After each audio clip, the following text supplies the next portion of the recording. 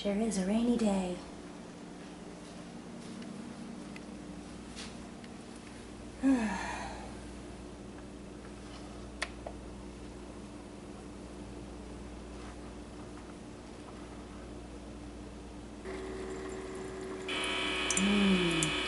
Coffee.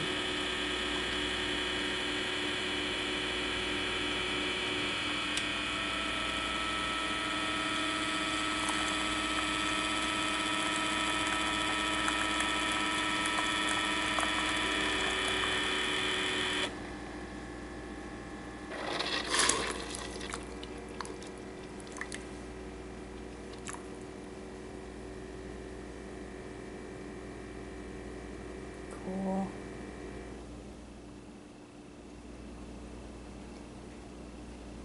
This mug is so cool.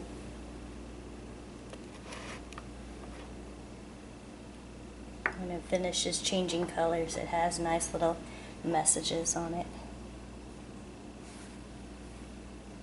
Fury, patience, conversation. Yeah. I'm ready for a nice hot cup of coffee on a day like today.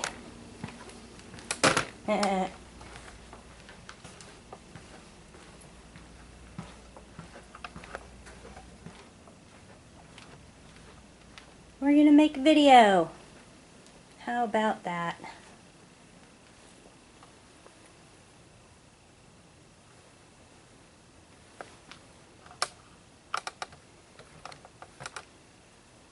Have you all been wanting a video? I hope so. Well, I'm ready to make one.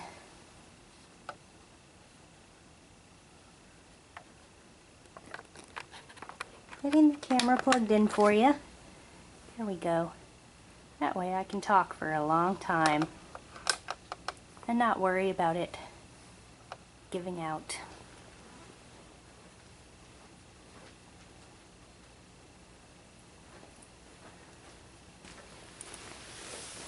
So, hi everybody. It's time for another Letters to an Asexual, and this is 65. And this looks a little close. Let's move back. Okay, I hope you can see me. This is pretty much exactly the kind of thing that I hate when other YouTube video creators spend the first 1 to 5 minutes just rambling about stuff that people watching their videos did not come for. So I have some personal updates and whatnot, but I'm going to share them at the end of the video because first I want to share an actual letter that you guys have probably come to this video to watch. And then if you're interested, you can stay for that. I watch a lot of YouTube reactors and stuff, and it drives me up the wall sometimes that they spend all this time talking about what their schedule is or when they're going to upload the video I'm watching.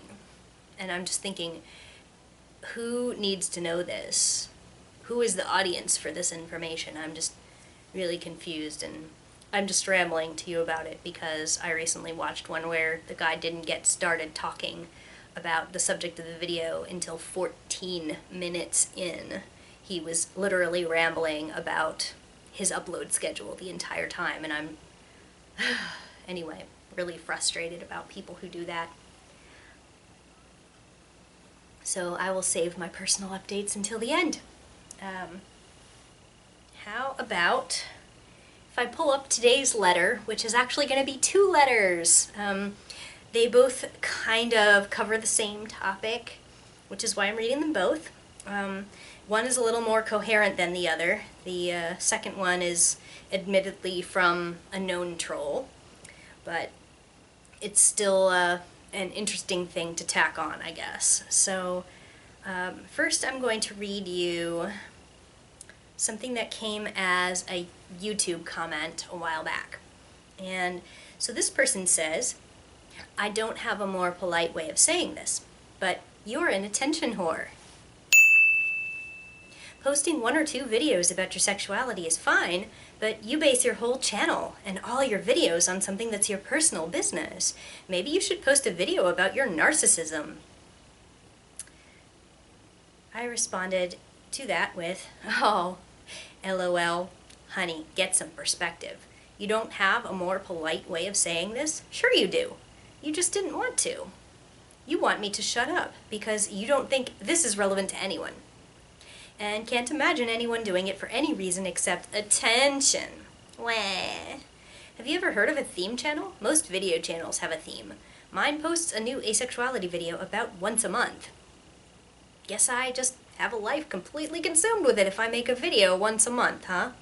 You might want to watch Letters to an Asexual number 19 if you think this isn't helping anyone and it's just about my personal business, though.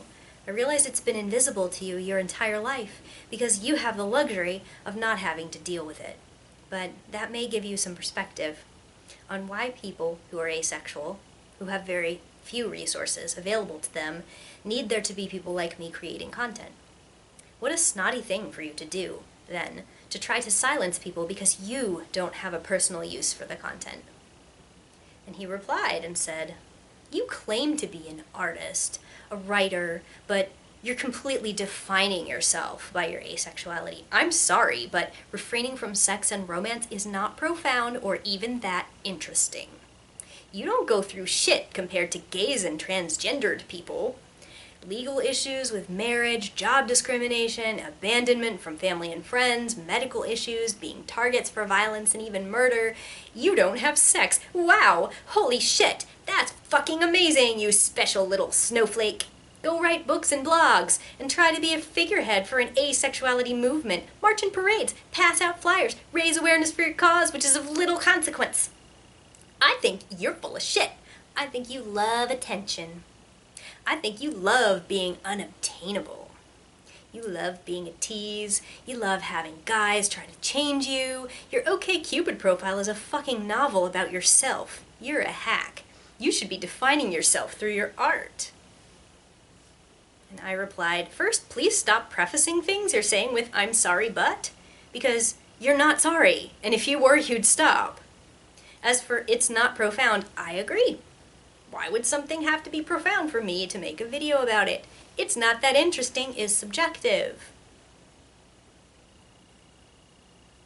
I have close to 4,000 subscribers, and this was obviously made a while ago because I have more than that, and they do seem to think it's interesting. That doesn't prove anything objectively, just that I seem to be doing something that people are interested in, so your opinion that it's not interesting is not relevant to me. And on the violent little pea-potty tantrum you're having here about, "Oh my god, other people have worse problems than you fucking jerk, you fucking bitch, stop speaking, because if someone has a worse problem than you, then you should never talk about anything, or else you're an attention whore, oh my god." Like, calm the fuck down. Why the hell would my problems have to be comparable to someone else's on the same axis before I should be allowed to talk about them? That's completely asinine. Do you isolate one worst problem and then tell everyone who talks about not as bad things that they need to shut up out of respect for the worst problem? I mean, seriously, get over it when people who are not you want to talk about themselves. And all the nonsense about how I'm just a cock tease is funny. You should probably stop telling other people what they think and believe, or what they should be defining themselves through, because you're honestly not very good at it. Considering my various accomplishments that I also devote my time and energy to, though, including novels that are not about myself, I think I'm doing pretty well. But I can't imagine that you've actually researched any of that. Feel free to do your homework and find out what I'm talking about if you want to. My book that came out earlier this month, you can see how long ago this was praised in the New York Times this week, for instance. They don't seem to think I'm a hack, and neither do the hundreds of people who spent thousands of dollars on my book in the past 30 days. I've been interviewed in over a dozen publications since it came out, been on TV internationally, got offered another publishing opportunity based on the success of my first, but I guess I need a trollish YouTube commenter to come and tell me I'm not doing enough with my life, or the right things with my life, so I'll realize I'm just a piece of crap and just like attention. Wow, kid, get a life.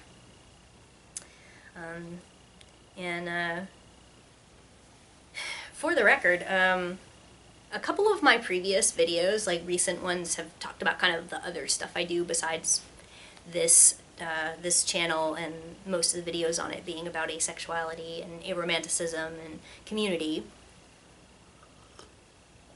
But I kind of feel like a lot of people subscribe to YouTube channels because they want that content that they came for.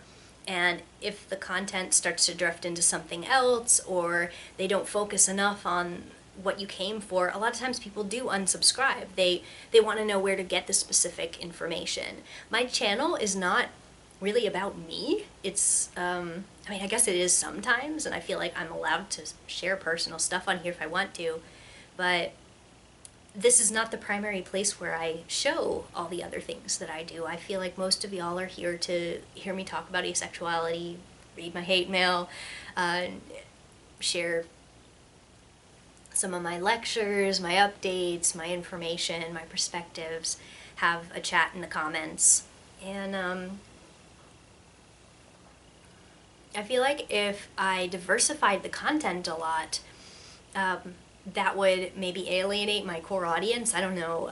But like I said, I feel comfortable once in a while, like uploading a singing video or something.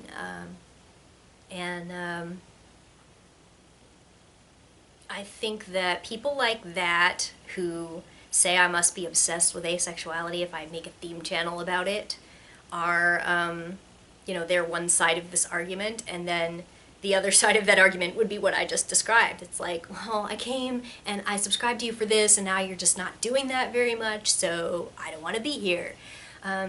When I started getting very serious about my publishing career, I made a separate channel for that, because I felt like most people who wanted to hear specifically about that would go to that channel instead. And I only have 2 YouTube channels. They're about those 2 main subjects. And most of the other stuff that I do, like art and stuff, I'm not a professional at art or singing, so I upload my singing to a karaoke website. I upload my art to one of my Tumblr blogs. It's like, it doesn't make a lot of sense to me that you would expect all of the content that I produce or all of the stuff that I do to be all in one place, or else I must not be making it. On that note, I'll read the other one, which a lot of this is kind of ridiculous stuff, but I'm going to share it with you just to, I don't know, let you go through what I go through a little bit. So this person commented quite a while ago on one of my YouTubes and says, "Great job. I chance encountered your channel through means of subterfuge or something, and while I don't agree with the content, it's a little too monomania for me. It's always good to see someone succeeding in confronting the problematic, sociologically speaking, areas of human sexuality. Like the shirt you wore at the end." And I was wearing my shirt that said, "When you say I'm confused about my sexuality, you really mean you're confused about my sexuality." He says, "Like the shirt you wore at the end reminds me of the tagline from Dustin Hoffman's Confidence. It's not about the money, it's about the money." And I replied and I said, thanks for the apparently encouraging message. Although I don't agree with the content, usually suggests you have a problem with what I'm saying. So if you have a question or are confused by some aspect of it, feel free to comment. Regarding "it's a little too monomania for me," I'm assuming you mean the channel is a theme channel and you prefer to look at stuff with more varied content. It does have some singing videos and some other personal content, but yes, it is primarily a theme channel for asexuality. Personally, I'm about as far from monomania myself in my complete body of work as it's possible to be, but yeah, if you look at the central hub of my content for one subject, and that subject doesn't interest you beyond a casual exploration, I suppose it makes sense if you don't really have the patience for it. And he says, "I don't know. To be honest, I guess, if we were to dig deep into my soul with a spade in the dead of the night, I would have to say what really struck me most, and it's real petty and cheap to say it's affected me this way, but In the film Seeking Justice, Nicolas Cage kills a rapist by buying 2 candy bars and gets off scot-free. So, how's that for cheap? In the film, the camera lingers on each dollar bill as it's sucked into the machine with a schlorp, intercut with the gaze of the overweight security guard who is presumably contemplating wangling one of the bars of chocolatey goodness into his mouth. What concerns me is the agitprop nature of your project, and how you engage real people through the illusion of a screen.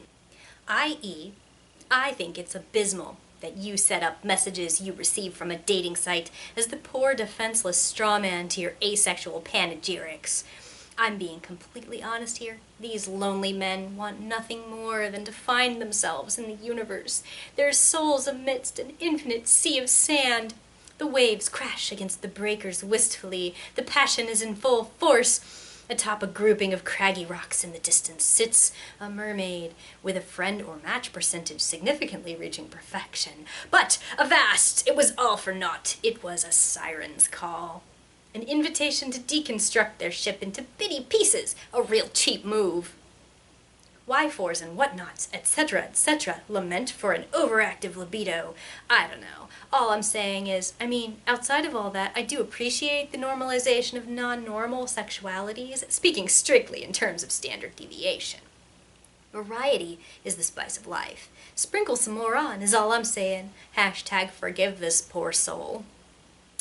And I say, I think it's misleading to suggest I'm basically hurting people through the act of meeting my own needs on a so-called dating site. But my hurt is never as important when people talk about this. It's always the poor, poor men I've hurt so heartlessly by being in a public space where they can be aware of me to want me. I find that description really irritating, especially since I've been clear over and over again that OkCupid has non-dating preferences built right into it, and that I not only check those non-dating boxes, but repeat in my profile that I'm only there for friendships and pen pals. So defending the people who are upset that they can't have me for their purposes, as if they're innocent and have every right to expect to only encounter girls who want what they want, is pretty specious, I'd say. The real problem is that, for them, it doesn't matter what I want. They want me. And the world tells them they shouldn't have to pay any attention whatsoever to what I want, or to what I make available very, very publicly, so they won't make that mistake. The world tells them their desires are to be prioritized, and that women are actually the real enemies here if they are not graciously accepting of, or at least polite about, every half-assed impersonal request they receive. We're supposed to mollify these poor souls, and make sure they never have to take responsibility for tossing their fishing line out there without regard for who nibbles as long as it's pretty. We're supposed to just nod and smile and accept that this is our lot in life, and take it as a compliment even if they put no thought and no work into picking us as a potential partner. In other words, their loneliness of a certain sort is not my responsibility, and I'm pretty tired of being told that it's their desires, not mine, that are the important considerations in our interactions. I don't make it difficult at all to see that I'm there for conversations of a friendly sort. The site has those options built into it, and I'm using them, and I have every right to be there. Without being considered a siren, as you put it, I have my own purposes in being there, and those purposes do not include trying to generate material for my videos, as I certainly have more than enough.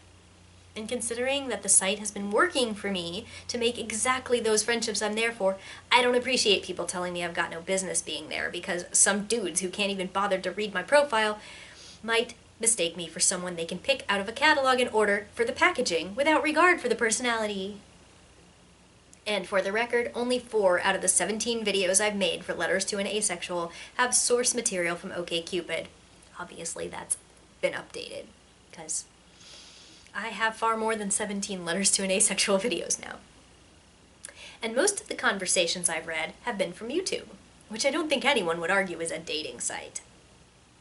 You're basically telling me that these men are the real victims, even though my videos showcase how their shitty comments are examples of a widespread problem centering around compulsory sexuality and pointless pathologization of people who are less sexual and asexual. So, who knows if you made a generalization about my project based on a few videos, or whether you just walked away with those particular videos speaking louder in your mind because you believe men on a dating site have no obligation to treat me how I ask to be treated, but I think it's a pretty poor analysis. It's not something I care about, though. I'm 100% okay with anyone having any reason to not watch my videos, and I don't begrudge you that. But since you've shared with me what your problem is with my supposed mission, and it seems to be pretty divorced from what I think I presented, I figured I'd let you know. I agree with you about the need for non-normative sexualities to be showcased more readily and with more sensitivity. And he replies, I don't know. Real victims implies there are fake victims, which we are contrasting against. I think we are all real victims, deep down, honestly. I know at this point it's gotten really intense, and perhaps I've #engaged with less than noble motivations. I am a troll. In the most real sense of the word, short in stature, living under a bridge, the bridge between past and future, smart and stupid, saturated and unsaturated fats, no trans fats, please. Rich and poor, pockmarked, hairy, devoid of compassion for passerbys.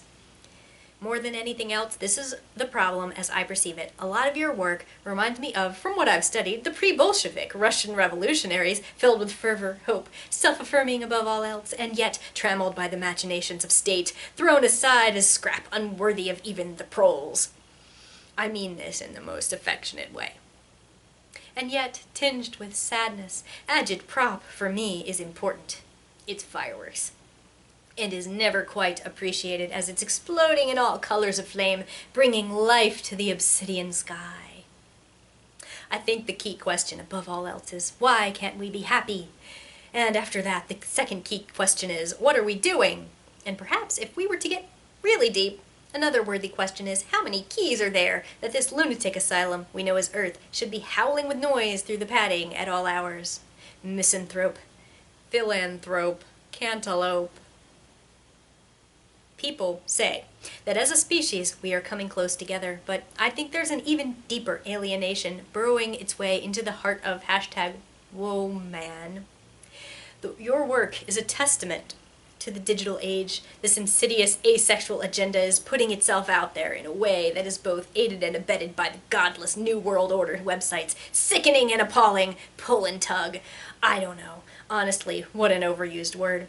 As a voracious, omnisexual outsider, a lot of what you say strikes the resounding tintinnabuli of church bells. No! A lot of people are sexual. Most people are sexual. Most people are motivated by ghastly biologic reproductive urges to litter the earth with irremovable progeny. Perhaps for a moment, can we contemplate the nightmare of no? I don't know. There's a lot going on, is all I'm saying, and I'm a bit of the old guard.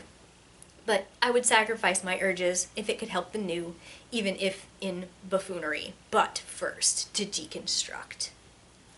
And that was where I stopped replying, because that was a lot of irrelevant, weird stuff, where it mostly just sounded like he was trying to sound really smart, but, you know, I understand what he's saying, it's just not relevant.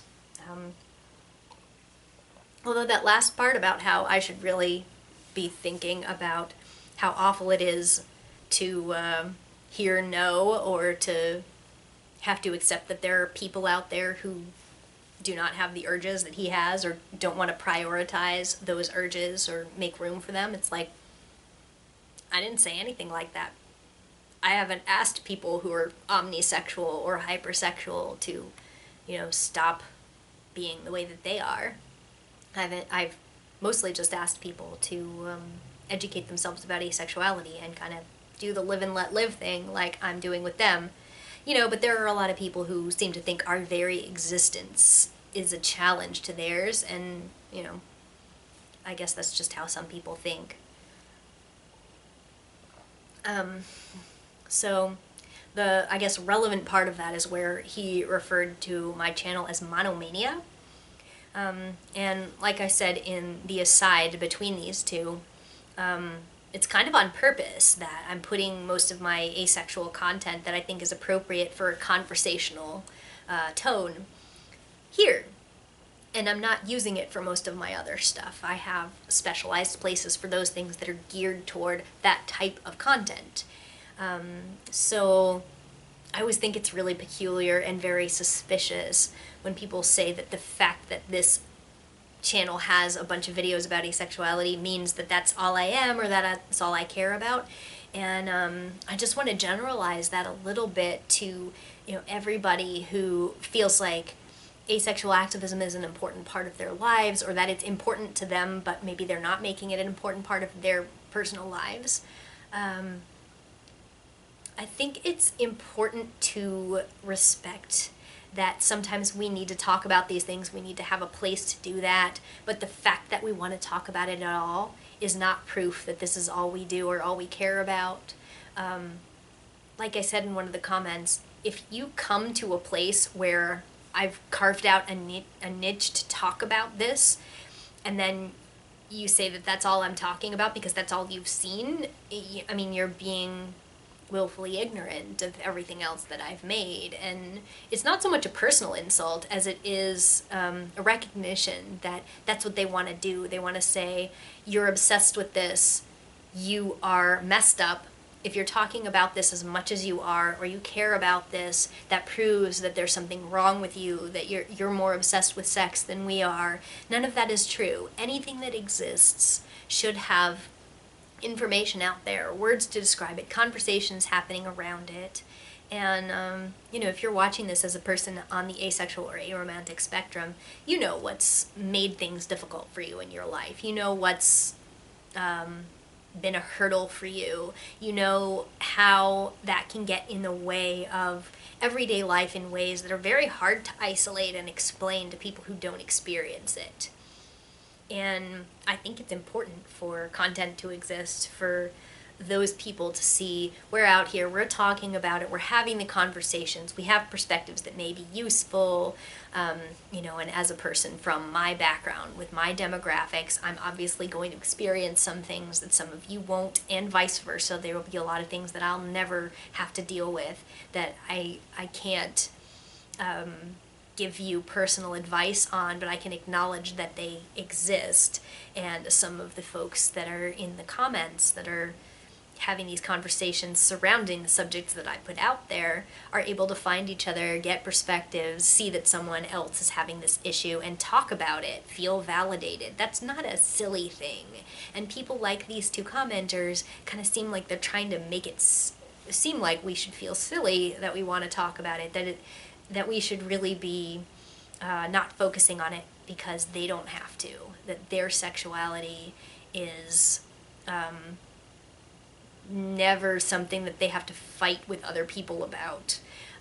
Sure, they have problems that are associated with it, which in the case of the second one, it sounded like he may have a lot of problems with getting laid, or that he wants more sexual attention than he could ever get, so it pains him to see people like us who want recognition for those of us who don't want any sex at all. That population includes me. So, I mean, I'm not saying they've never had any problems or any problems associated with their sexuality, but I am saying they don't have our problems. And trying to minimize and silence the conversations surrounding these issues is a really low thing to do. I don't really understand what the motivation is behind it unless they just feel attacked by our existence. And I've definitely seen that by a lot of majority populations on all kinds of subjects, where they've been challenged so rarely that even seeing a dissenting position that has nothing to do with them and isn't asking them to change anything, they'll still take it as if that's what it is, that the very existence of it means that they shouldn't exist, or that they shouldn't be able to talk about theirs. Or else it's the opposite, where it's so much the default that they don't even see it as a thing, that it being the standard has just been a given for them for so much of their life that they can't imagine this is something that even causes any anxiety for other people. I mean, y'all have seen me discuss in some other videos, why don't you just focus on being human? Why do you have to talk about this? We all love how we love, and just be yourself. It's much easier said than done, and we need to be able to have the conversations. So I would appreciate it if people who want to understand, or at least pretend that they want to understand, could realize that we do need to have spaces where we have those conversations, where we show other people that we're having these experiences. And I wish that they would realize the damage that it can do when they begrudge us our own spaces or our own conversations. It's really sad that they would want to wade into conversations that have nothing to do with them and say, excuse me, I don't want you to be able to talk about this. I want you to feel like talking about this is useless because I don't understand it. So, yeah, if any of you recognize this behavior in, say, any other aspect of your life where you've ever been tempted to say, none of this matters, like, take a cue from this, and be like, you know what, I probably don't have to go into this conversation to tell them that it shouldn't be happening. Things that people are concerned about are things that they talk about, and minimizing their concern or their desire to talk about it is really just kind of a shitty thing to do. Personal update. I got cool new shoes. I got these at the Skechers store. Size 6 in kids. And they were 70% off. And I strongly suspect that they were low price because they're large for kids' shoes. And people who usually fit in this shoe size probably don't want cool light-up shoes, but I guess that's one really awesome benefit of having feet that are on the large size of kid size. They're very cool. I love them. I've never had shoes that I have to charge before. It's really funny. So, and I can choose different patterns by pushing this. I can turn them off. I can turn them on just one color. It's really neato. I'm not going to go through all of them though, because one of them is a strobe, and I don't like that for, the possibility of setting off, photosensitive epileptic seizures and stuff. Let's see what else we got. I got this cool poster, and I've really wanted this art for a while, and I couldn't find it. It's from the 2016 San Diego Comic-Con Steven Universe signing sheet, and I really just wanted the art because I've got the ones from previous years, like that's 2015, that's 2017, that's 2018, but I couldn't find 2016, and finally I found this one, but it was signed by a bunch of people, so it was more expensive, and I just went ahead and got it because I like it, and that's pretty neat.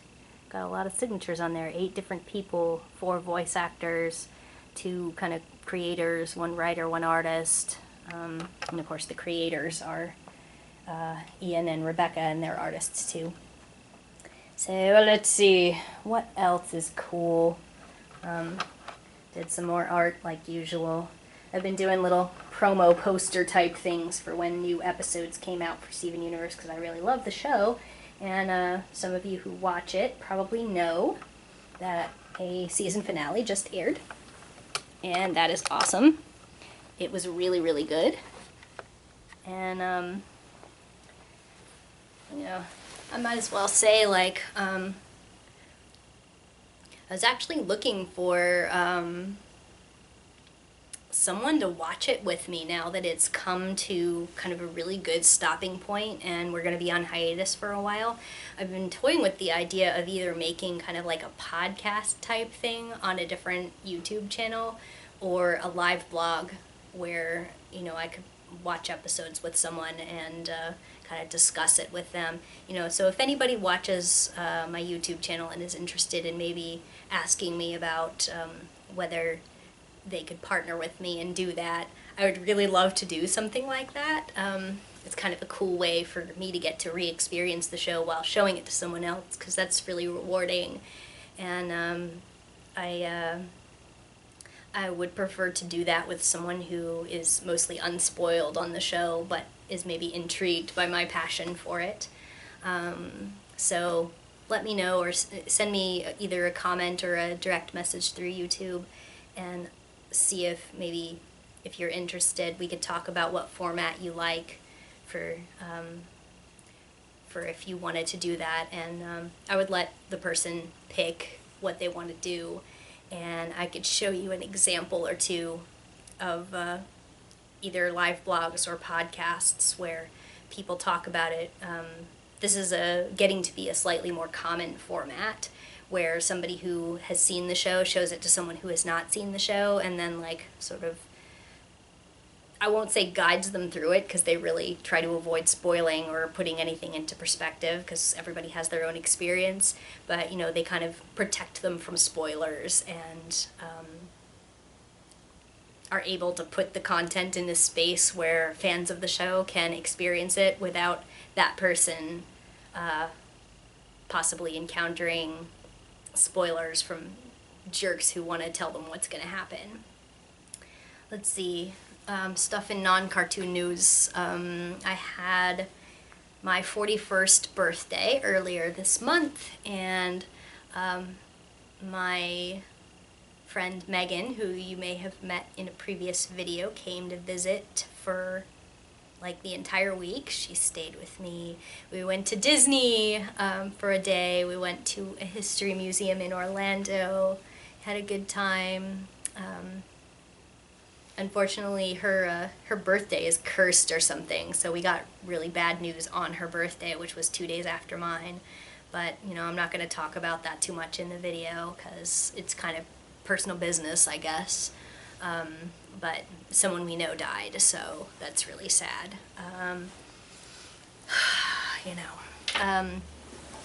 What else? Let's see.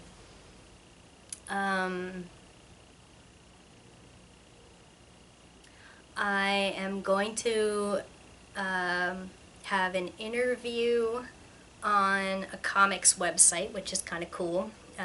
That's not like really huge news or anything, but I guess it's unusual for people to want to interview me about something that's not related to asexuality, so that's kind of nice.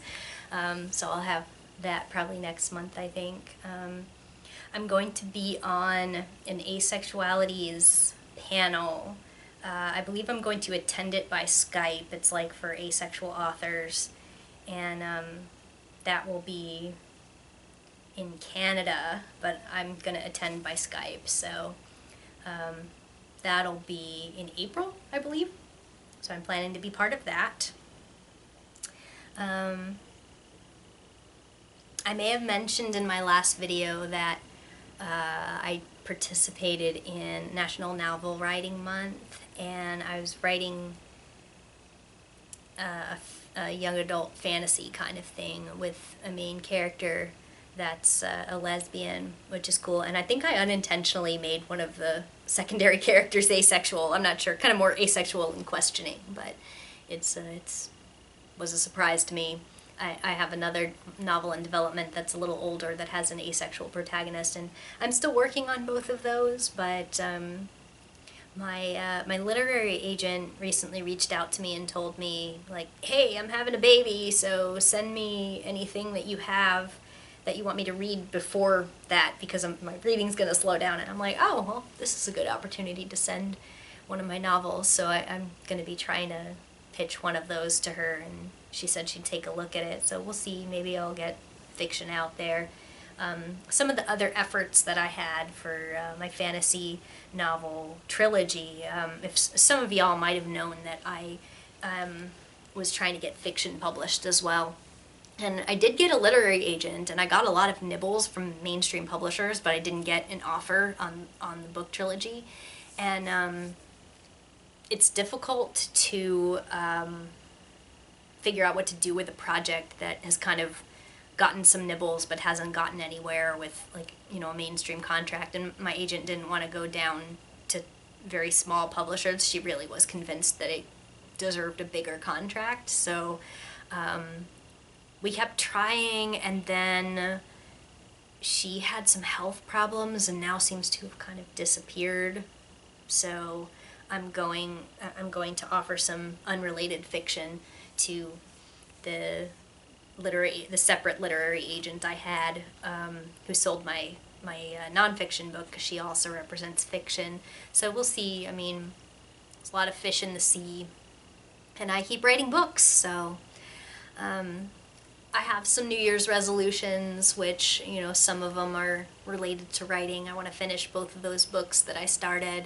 I want to, one of them was getting some of my older stuff to my literary agent.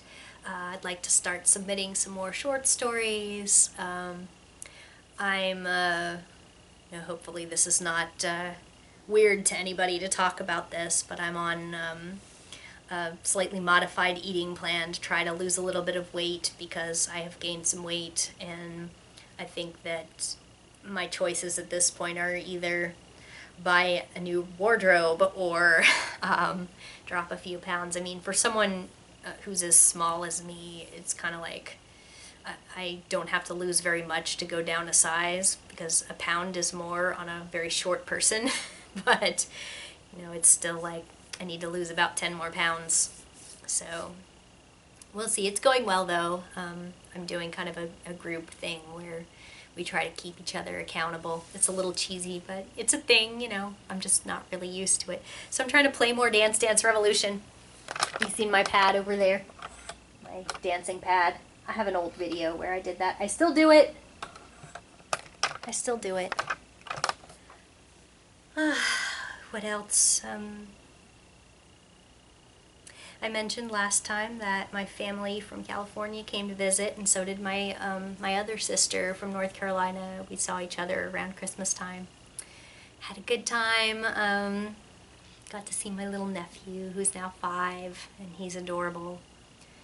And what else can I tell you? I lost both of my grandparents last year. My grandmother finally passed in December, so that was really sad. A lot of, I don't know, this is awkward, but like, I'm starting to realize I have a lot of dead people in my phone. It's really depressing. So